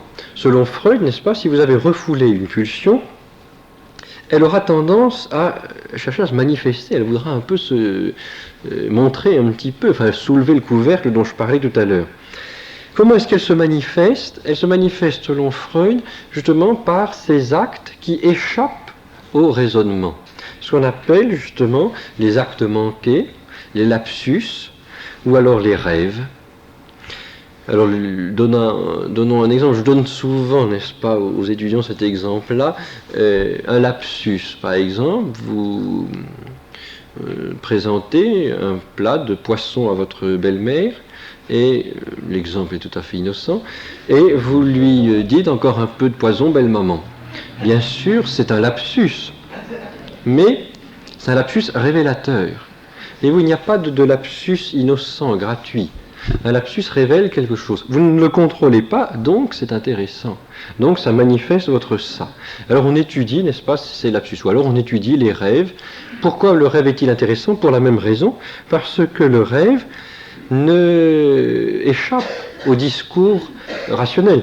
Nous n'avons pas dans le rêve, c'est vrai, la logique que nous avons à l'état de veille. Au contraire, on peut dire, n'est-ce pas, que le rêve suit un cours coupé de la logique réelle. Alors c'est pour ça que les psychanalystes cherchent, demandent ce qui se passe dans les rêves, qu'on leur raconte les rêves, parce que ça doit révéler les pulsions qui cherchent à se manifester. Ça, c'est la perspective freudienne. Maintenant, essayons de voir dans une autre perspective, dans une perspective qui n'est pas freudienne, ce que l'on peut constater. Il y a effectivement ce trouble du comportement. Il faut voir un petit peu à qui on a affaire. Est-ce que, par exemple, ce sont des psychotiques ? Est-ce que ce sont des névrotiques ? Il y a déjà une grande différence, n'est-ce pas ? Est-ce que, par exemple, le trouble du comportement est d'origine somatique ou d'origine purement psychique ? Il faut ne pas mélanger les plans. Bien évidemment qu'il y a toujours une part de somatique dans un phénomène psychique et de psychique dans un phénomène somatique. C'est-à-dire qu'il y a une union, n'est-ce pas, entre notre corps et notre vie psychique. Il n'y a pas de séparation. La philosophie aristotélienne montre même qu'il y a une union substantielle de l'âme et du corps, ce qui fait qu'il n'y a pas de maladie purement psychique. Elles ont toujours une retombée au niveau corporel. Mais bien sûr que ça peut entraîner, de toute façon, ça peut entraîner un certain trouble. Vous avez par exemple des actes qui ne sont pas contrôlés. Est-ce qu'il faut savoir, est-ce que c'est simplement le système nerveux qui échappent à la maîtrise de la volonté. Bon, nous avons la possibilité, effectivement, lorsque nous souhaitons faire tel geste, poser tel acte, de faire obéir, n'est-ce pas, nos membres sans aucune difficulté. Il y a des gens qui ne peuvent pas le faire, n'est-ce pas, c'est une forme de handicap. Mais ça peut aller aussi un peu plus loin, c'est-à-dire que vous avez des personnes dont la personnalité, dont la responsabilité même est diminuée, et qui sont agis plus qu'ils n'agissent. C'est-à-dire qui ont mais ça n'est pas, comment dirais-je, un phénomène de soi normal. Et il ne faut pas, à la différence justement de l'école psychanalytique, il ne faut pas essayer d'expliquer le normal par le pathologique. Il ne faut pas considérer que l'exception c'est la règle. L'exception, n'est-ce pas, confirmera une règle. Ce qui est vrai, n'est-ce pas, pour les phénomènes psychiques, est vrai d'ailleurs pour tous les phénomènes naturels. Or, et ça je suis content de la question, parce qu'elle m'amène à développer un petit point, n'est-ce pas, du système freudien. Le système freudien, non seulement a eu tendance, n'est-ce pas, à faire disparaître la différence spécifique, c'est-à-dire l'intelligence et la volonté, ou en tout cas à atténuer, à menuiser leur influence sur le comportement humain, mais surtout, la psychanalyse a eu tendance à gommer, sinon faire disparaître, la différence, la distinction plutôt, entre le pathologique et le normal. Alors vous arrivez ensuite à ce qu'on appelle l'antipsychiatrie, qui a été illustrée principalement, enfin les plus grands auteurs sont quelqu'un comme Lang par exemple, ou Cooper. Ces auteurs-là pensent qu'il n'y a plus de différence entre le pathologique et le normal, et que peut-être le pathologique, ce qu'on appelle, ce que la société a tendance à appeler, à baptiser de façon un peu hâtive selon eux, pathologique, c'est peut-être une porte ouverte vers une nouvelle normalité, une supranormalité. Un ouvrage par exemple comme celui de Foucault sur la folie, l'histoire de la folie, Foucault qui est mort l'an passé si je ne m'abuse, eh bien, a tendance à montrer que la société se débarrasse justement de ces fous en les enfermant dans un univers concentrationnaire parce qu'elle n'est pas capable d'assumer leur folie. Mais qui sait si leur folie n'est pas quelque chose justement de normal, quelque chose d'intéressant, de plus intéressant que la normalité, j'allais dire petite bourgeoise, pour reprendre un peu leur terminologie. Cela, malheureusement, alors c'est la confusion totale. On ne peut pas envisager, voyez-vous, de façon saine, sereine, que l'on gomme la différence entre le normal et le pathologique. Ça vous semble peut-être un petit peu difficile, mais essayez donc de faire une analogie. Essayez de voir si l'on s'amusait, n'est-ce pas, à gommer la différence entre le normal et le pathologique déjà au niveau physiologique, pas au niveau psychique, mais au niveau physiologique. Qu'est-ce qui se passerait? Je vais vous dire, vos médecins vous guériraient de votre santé, et puis vous donnerez des maladies que vous n'avez pas, puisque peut-être ces maladies sont plus une normalité, et c'est peut-être plus intéressant que l'état de santé dont vous jouissez de façon un petit peu benoîte. Alors cela, c'est Chesterton, n'est-ce pas, qui le dit, n'est-ce pas, de façon différente. Mais il dit effectivement, on ne peut pas envisager que l'on gomme, n'est-ce pas, cette différence entre le normal et le pathologique. Il ne faut pas considérer justement le normal et le pathologique comme des notions purement arbitraires, qui reposent sur des présupposés politiques, sociologiques, économiques. Non, il faut voir ce que ce sont des données scientifiques, objectives. Et je crois qu'il faut bien affirmer que ce sont des données scientifiques et objectives. Voilà. Encore une chose. Je vous en prie. Il y a une règle de la psychanalyse dans Freud qui dit qu'à partir du moment où l'inconscient, une partie de l'inconscient redevient conscient, le patient s'améliore. J'ai eu à plusieurs occasions la possibilité de travailler dans ce sens-là avec des jeunes. Et c'est vrai qu'il y a j'ai eu certains résultats, par exemple avec des problèmes d'énurésie ou de crise caractérielle assez graves. C'est vrai, vous avez raison, enfin, le principe, c'est même un principe fondamental. Pourquoi est-ce que le psychanalyste fouille dans la vie du patient? C'est pour essayer d'amener, n'est-ce pas, à la conscience, surtout les refoulements inconscients, n'est-ce pas? Parce que les refoulements s'opèrent de façon inconsciente, alors il s'agit de les faire assumer, de les faire comprendre. Vous allez me dire, mais alors si ça a marché, c'est donc que Freud a raison, puisqu'il dit C'est un postulat, c'est vrai, c'est un postulat fondamental que la psychanalyse, mais bon, la philosophie peut en discuter, mais les résultats justifient la valeur. Donc il semble là que nous ayons un cas de résultat qui justifie la valeur de la psychanalyse. Si on ne peut pas justifier son bien fondé au plan philosophique, scientifique, spéculatif, on peut au moins le justifier au plan pratique, et ça suffit bien.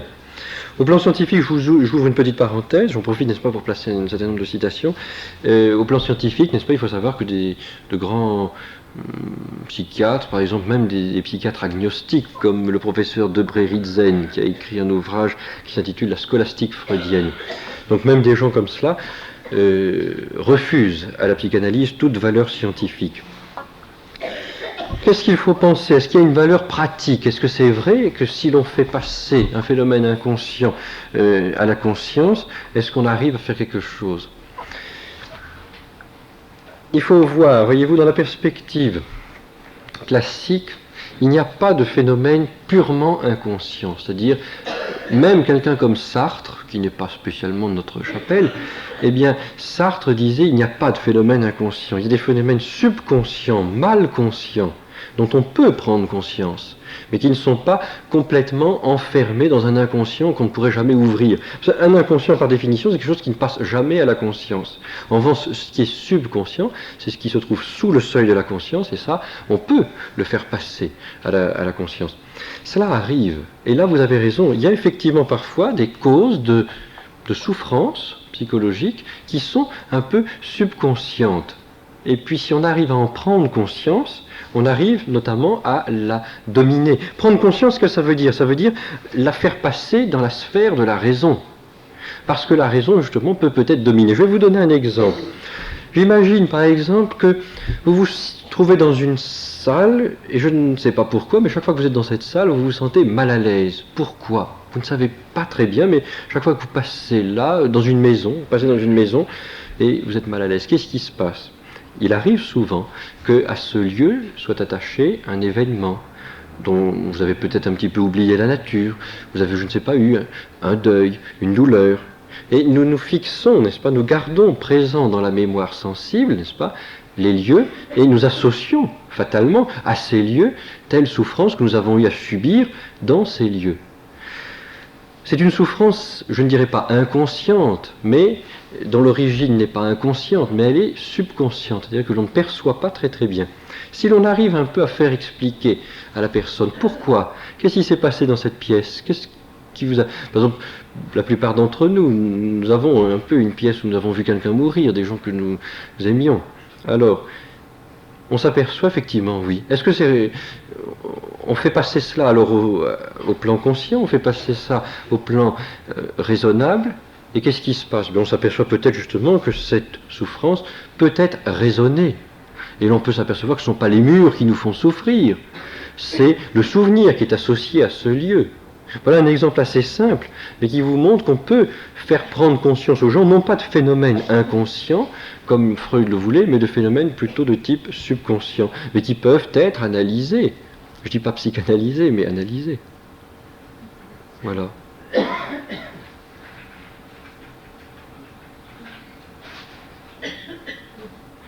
Je vous en prie, monsieur. Au niveau psychologique, on nous dit que le conscient, c'est le capitaine du navire qui est capable de nous imprimer au subconscient des idées et des réalisations comme de pouvoir se guérir d'un mal, d'une maladie. Comment peut-on, disons, donner une explication à cela, puisque nous sommes en mesure, disons, de pouvoir faire face à des autosuggestions. C'est ça, voilà, c'est le phénomène de l'autosuggestion, la méthode Coué. Je suis heureux, je suis heureux, je suis heureux. À la fin, on le devient. Est-ce que c'est possible? Ça semble d'ailleurs, cette méthode Coué semble un petit peu étrange. Enfin, on se dit, c'est de l'autosuggestion, ça veut dire que nous vivons, je sais pas, dans des illusions, enfin, nous nous repaissons, nous nous complaisons dans des illusions, et ça ne donne pas une image très très satisfaisante de la nature humaine. C'est-à-dire, il suffit de s'autosuggestionner. Il faut voir, ça n'est pas si simple. L'autosuggestion n'est pas quelque chose de toujours très méprisable, au contraire, si elle est positive. Il faut penser qu'on peut aussi s'autosuggestionner dans le mal, ou enfin dans la douleur, dans la souffrance. Il y a par exemple des gens qui s'autosuggestionnent dans l'échec, c'est-à-dire qu'ils vont rater tout. Ils le sentent, je vois bien, je vais rater, ça ne va pas marcher, je ne suis pas capable, j'en peux plus, et je craque. Est-ce que ça voulait dire vraiment qu'objectivement ils ne pouvaient pas le faire? Non. Ça veut dire que psychiquement ils se sont conditionnés. Ils se sont conditionnés. Pourquoi? Parce qu'ils n'ont certainement pas réussi à maîtriser suffisamment leur peur, leur angoisse, et ils se sont conditionnés en disant tout va mal marcher, etc. Il y a des gens comme ça, par exemple, vous avez des esprits qui, lorsqu'ils voient un obstacle, sur le chemin, se dit je ne vais pas le rater, je sens bien, je ne vais pas y arriver à l'hésiter, etc. D'ailleurs, il ne voit que cela et de fait, il rentre dedans. Il y a d'autres esprits qui sont un peu plus positifs, qui disent bon, il y a un obstacle, moi je veux aller de l'autre côté de la rue, il va s'en dire je le contourne. Et en général, il ne voit même pas l'obstacle, il ne voit que le but. Ce sont des esprits plus positifs, ils ne s'auto-suggestionnent pas de ce type-là. Alors on est parfois obligé, n'est-ce pas, de contrebalancer une autosuggestion dans le sens négatif par une autosuggestion dans le sens positif, c'est-à-dire on est obligé de se dire effectivement ça va réussir, j'ai quelques atouts, etc. Bien sûr, il faut que ça ait une base objective, il ne faut pas que ce soit purement subjectif, parce que alors, sinon, ça peut devenir une espèce d'aveuglement, enfin, un peu téméraire, un peu fanatique, enfin, je vais réussir, je suis le meilleur, je suis le plus fort, je sens que je peux voler, là, ce matin, on ouvre la fenêtre. Non, cette autosuggestion-là, qui ne repose sur aucune base objective, ne vaut rien. Mais parfois, on est amené à suggérer aux gens de contrebalancer des suggestions négatives par des suggestions positives.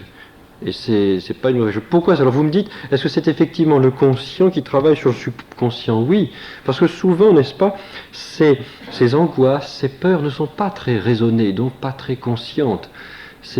On ne maîtrise pas bien, on est un petit peu dominé par ces angoisses, et puis on les laisse dominer. Alors il faut parfois, si on n'arrive pas par la volonté et par la raison à les dominer, au moins peut-être par cette méthode Coué de temps en temps, ça peut marcher. Mais je ne crois pas que ça puisse être un principe de vie intérieure ou de vie spirituelle que la méthode Coué. Monsieur? J'aimerais illustrer en somme votre discours oratoire de Freud et la confession, ou bien disons de la réaction chrétienne. C'est un cas vécu qui montre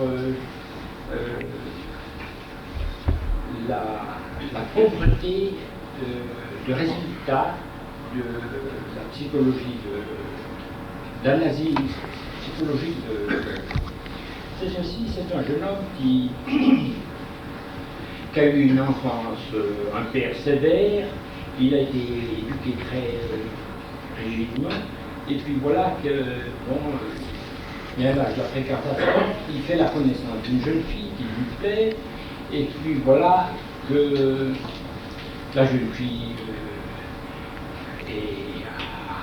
a une moralité assez large, qui choque le jeune homme, mais il se dit, oh, je suis peut-être un petit peu trop sévère, la fille me plaît, etc. Et puis, comment on dit, la balle des couleuvres, un certain temps. Et alors, voilà, le nœud, c'est le jeune homme ne peut plus dormir, et puis, on lui conseille d'aller voir un psychanalyste.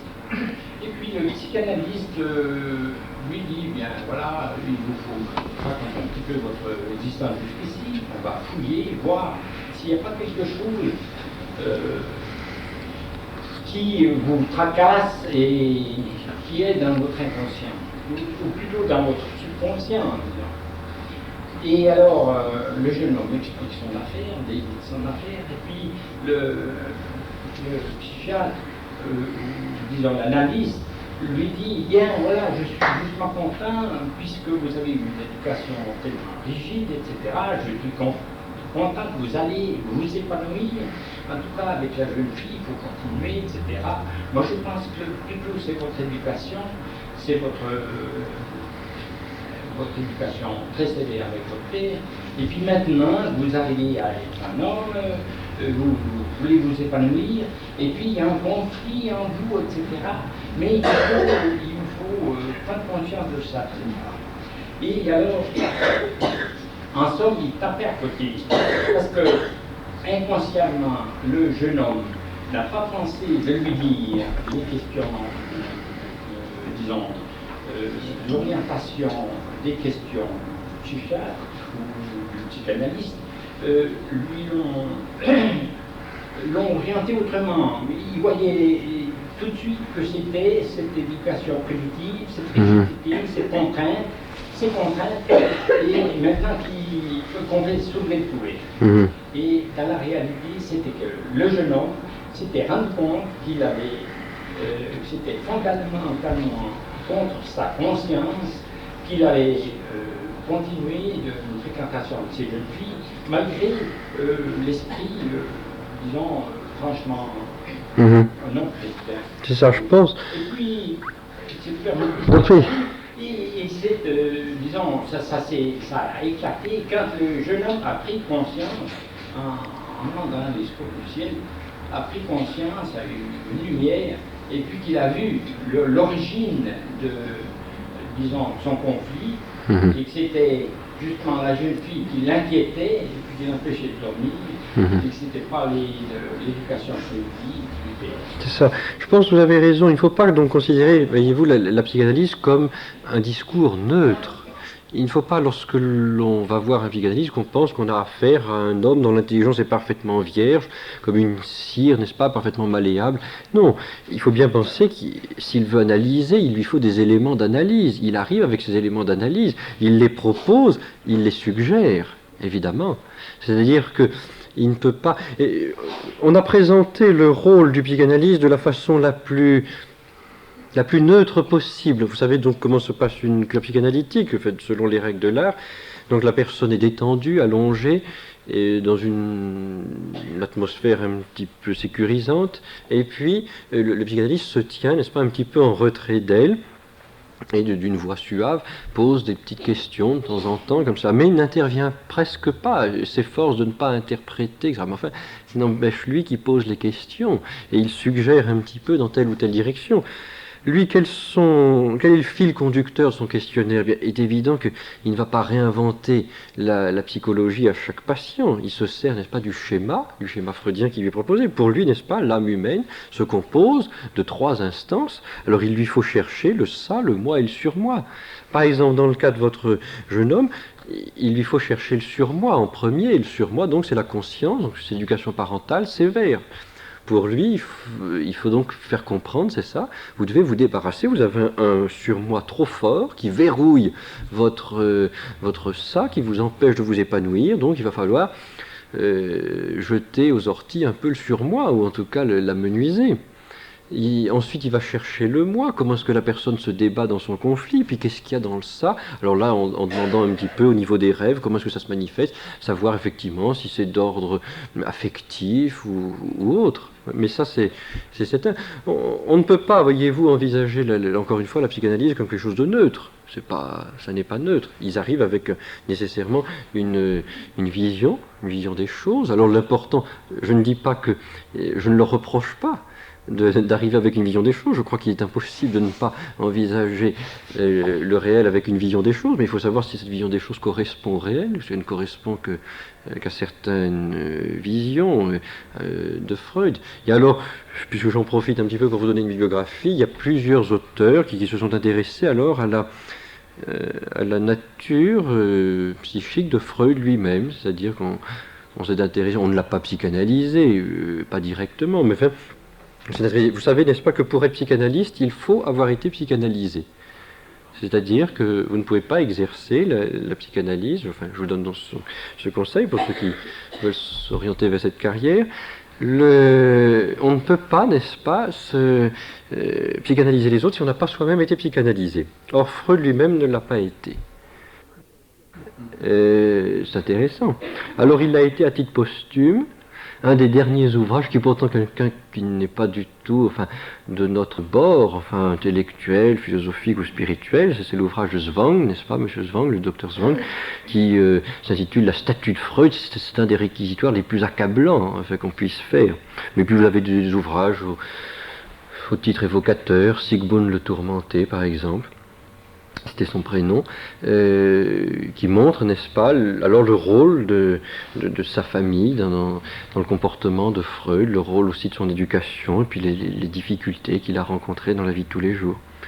Et là aussi, ça n'est pas quelque chose d'innocent.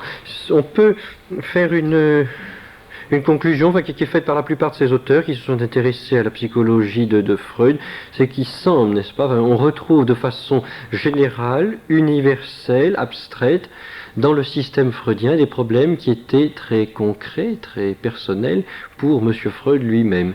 Notamment les rapports que Freud envisage comme des rapports un peu nécessaires, un peu normaux entre un fils et son père.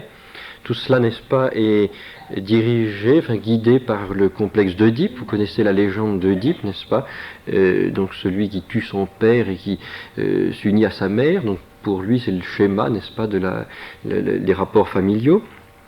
Eh bien, la plupart des auteurs qui sont intéressés à sa vie psychique, disent qu'il y a quelque chose, il y a un rapport conflictuel certainement entre le père de Freud et Freud lui-même, et que ça s'est retrouvé.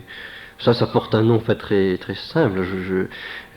Envisager de façon universelle des cas particuliers, c'est ce qu'on appelle, je crois, prendre son cas pour une généralité. Et c'est malheureusement que ça peut arriver, n'est-ce pas? Freud est très très impliqué dans son système, très très très impliqué. Alors ça s'est très vite ressenti parce que donc le freudisme alors a éclaté. Il ne faut pas penser, n'est-ce pas, que le freudisme c'est une école rigide, monolithique, qui ne régie par le principe d'une évariéture, on ne bouge pas. Non. La psychanalyse, n'est-ce pas, a éclaté très vite. La première dissidence s'est manifestée avec Jung, n'est-ce pas, qui était un des premiers disciples de Freud, et puis ensuite vous avez eu une autre dissidence, celle d'Adler. Et puis il y en a eu d'autres comme ça, et maintenant vous en avez. Les courants psychanalytiques sont très opposés les uns aux autres. Un des derniers ouvrages qui est assez intéressant, qui était l'ouvrage de Bruno Bettelheim, qui s'intitule Freud et l'âme humaine. Cet ouvrage, par exemple, c'est un réquisitoire fait par Bettelheim qui est comme Freud, n'est-ce pas, d'une famille juive et viennoise. Donc il comprend très très bien le milieu culturel dans lequel Freud s'est épanoui. Eh bien, il dit, les Américains, les Anglais n'ont pas compris le freudisme, ils se sont mal comportés au niveau des traductions, alors il s'en prend beaucoup à eux. Vous aviez par exemple l'ineffable Lacan aussi, qui a fait beaucoup parler de lui parce qu'il était incompréhensible. Et puis il y a le courant de l'antipsychiatrie. Par exemple, l'antipsychiatrie, on s'en amuse, mais il faudrait envisager les choses de façon un petit peu précise. Donc pour l'antipsychiatrie, c'est l'anormal qui est peut-être le normal, ce qui est anormal, le pathologique qui est peut-être normal. Alors ça veut dire que dans les hôpitaux psychiatriques, régis par les principes de l'antipsychiatrie, si, et ça arrive souvent, n'est-ce pas, un malade est atteint de folie suicidaire, eh bien qu'il s'épanouisse, c'est-à-dire qu'il se suicide, et on ne les retient pas.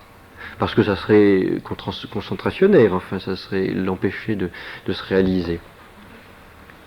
Ou alors, par exemple, parfois aussi sur des tendances suicidaires moins importantes, c'est-à-dire des malades qui avalent des cendriers, je veux dire le contenu, mais c'est assez fâcheux pour le système digestif, surtout vers la fin, et on ne peut pas, eh bien on laisse faire parce que c'est épanouissant.